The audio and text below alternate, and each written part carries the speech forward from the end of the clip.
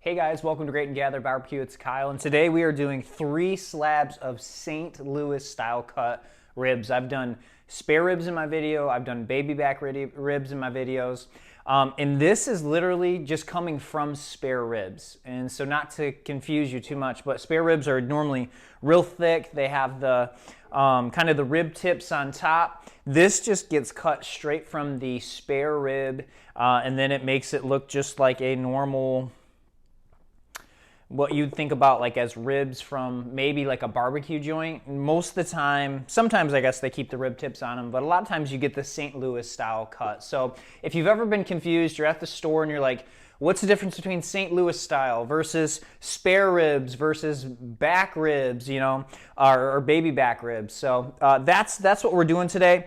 I'm going to try a new method today, and normally you could do the 3-2-1 method, which is what we did on the spare ribs video in my channel at 225, but I'm going to change it up a little bit. I have the pits and spits pre-warmed to 250 degrees today. So what I'm going to do is still do 3 hours uncovered. I mean, just on the, we're gonna season them up, put them on for 3 hours, and then I'm gonna take them off, wrap them up in foil with some apple juice and a couple other small things. I'll show you guys that. I'm gonna keep them on only for 1 hour inside of the tin foil. I did it with some baby backs and it turned out a lot better because I don't want it completely fall off the bone, as in like they're just way too tender. So I'm gonna try 3 hours uncooked, or 3 hours unwrapped, 1 hour wrapped versus, you know, 3-2 would be 2 hours. So we're gonna only do 1 hour wrapped, and then we're gonna do 1 hour just back off, and then we'll sauce it probably a half hour in. So that will be a total of 5 hours versus 6 hours with the 3-2-1 method. We're gonna see how it works. I'll show you guys the end product, how it bites and that kind of stuff. But being that I'm cooking 25 degrees hotter, I'm hoping that it speeds up that process a little bit. So just like anything, I've already peeled off the back membrane, and I'll attach that in a video right here, just showing you take a paper towel, you get to an end, and then you just kind of shred it off at that point. So that's the back membrane. And then, yeah, I mean, other than that, you just, you know, feel around, make sure there's no bone pieces that are gonna maybe fall off, but it's really simple. So that is a little bit, but it's still attached real good. So basically we're gonna take our mustard as a binder today, and we're gonna do the non-presentation side first, which means the back side, so that way we can flip it over and then it will be good to go. We do have a few different rubs I'll show you guys that we're gonna use today.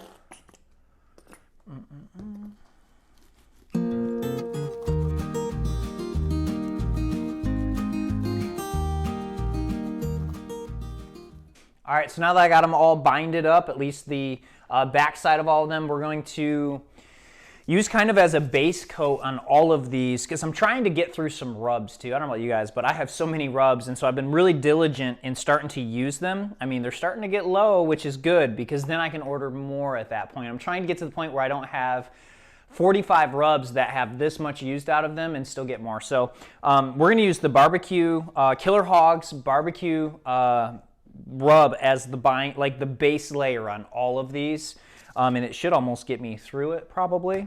But Malcolm Reed, this is good stuff, a good just kind of base layer. It gets some good color, and being the back side of the rib, you don't have to go crazy on the flavors. All right, so the base layer of the barbecue Killer Hogs barbecue rub is on. So I'm going to put Honey Hog Hot on probably just one of these. I only want one of them to kind of be hot. So this is the Meat Church Honey Hog Hot.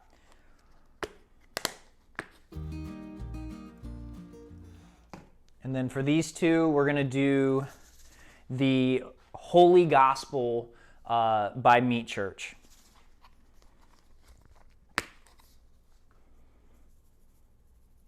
All right, so I got the binder on the front half now, which would be considered the presentation side, or the top half. So I'm going to do the Killer Hogs again as the base layer on all three.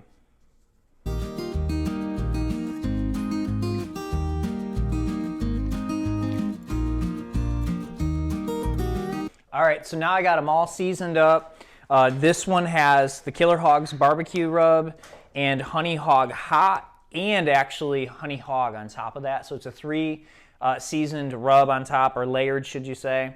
And then these ones have the Killer Hogs barbecue as the base, the barbecue Holy Gospel, and then just a sprinkle to try and use some of this honey bacon barbecue. So yeah, we're gonna head out to the Pits and Spits and I'll put them on. We'll see you out there. All right, so the Pits and Spits is at 250 right now, as you can see.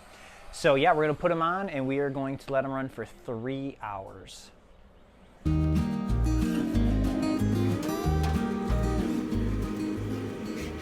I know I say it every time I cook ribs, but how you put them on is how they're gonna cook. So I always try to kind of bunch them up as I put them on.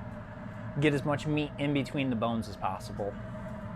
So today for this cook, I chose the Knottywood barbecue pellets. It's like a 50-50 blend of the 100% almond wood that they have out right now, and then also they have a 100% plum wood. So you kind of mix them together. They have such unique flavors, profiles. I mean, almond wood and plum wood, but they are delicious. So if you haven't tried the Knottywood barbecue pellets yet, I encourage you, get some. They are free shipping from homedepot.com, and man, the company's so cool. Family-owned business that gives back to veterans and military families. So that's the pellets that I'm using on these today. So just some bonus content. All right, guys, so it's been 3 hours. Just pulled them off and put them in foil with some honey and some brown sugar. And we're gonna add some Tennessee cider, hard cider, for the liquid to tenderize it even more. And we're gonna keep this in for 1 hour, and then we are going to pull them back and let them go for another hour if they need it. They look already, this one looks really done. So we're just gonna put them in for an hour and then check them after that. All right, guys, so we are done. It took a little bit faster than I expected. It was done in about 4 hours in theory. I did throw it on an extra half hour just to get the sauce on it and to kind of let it settle. But the first 3 hours unwrapped at 250 really put the whoop into these things. The bones pulled back, and when I pulled them off to wrap them, they already were very close to being done. Still put them in for 45 minutes wrapped with that hard cider, and then pulled them off and sauced them with trying some sugar-free stuff. I told you the household's kind of starting to eat a little bit healthier. I'm still gonna cook a barbecue, but we're just trying to figure out maybe some different ways to eat a little bit healthier. So here's some sugar-free sauces, 3 different sugar-free sauces that we're gonna try out on them. So I glazed them, and yeah, so about 4.5 hours total, but they were really done at 4 hours. I just wanted to get the sauce on and let it sit. They're gonna be more fall off the bone. I can tell you, like, this one especially, this one, the bones just, I mean, literally came right through. But yeah, I mean, they look delicious. I'll cut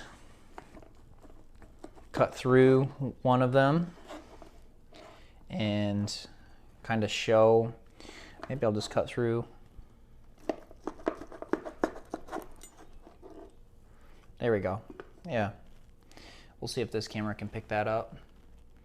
So that looks good. Looks really good. And there might not be quite as fall off the bone as I expected.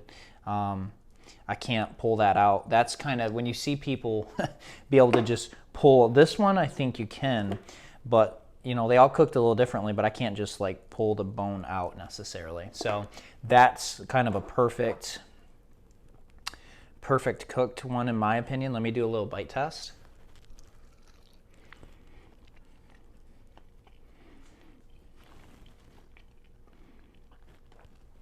That is actually perfect. I've never taken a bite on my channel yet, so I don't think. That's delicious. Awesome. So just to recap it, I feel like I have barbecue sauce on my face, but I don't have time to get a paper towel. 4 hours, roughly 4.5 hours with the sauce. 250 degrees. I've always cooked ribs at 225. I'm kind of liking this 250 thing. You still get some smoke action, but it cooks it a lot faster. So yeah, why don't you try some St. Louis style ribs at 250 degrees for about 4.5 hours, and it's gonna be delicious. So see you guys later.